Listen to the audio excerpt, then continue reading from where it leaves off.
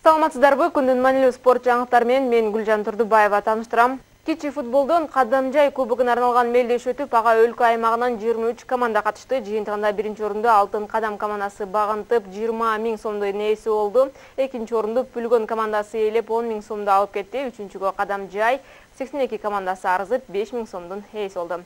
Мелдештин мыкты дарбазачысы Алиержан Акбаралиев табылса, Эрлан Женишев мыкты оюнчу, Нургазы Ташполотов мыкты чабуулчу атыкты. Бүгүнкү биздин иш-чарабыз болсо, ошол Кадамжайлык жаштарыбыздын ортосундагы ынтымакты, биримдикти бекемдөө үчүн ушул спорт оюнун өткөрүп жатабыз, футбол. Ушул футболдун аркасынан биздин жердештерибиздин уюшуп иш алып барууга, кийин сергек жашоого үгүттөө боюнча ушул иш-чараны өткөрүп жатабыз. Сиздер күндүн маанилүү спорт жаңылыктары менен тааныштыңыздар. Ден соолукка эгер болгон спорт менен ынак болуу.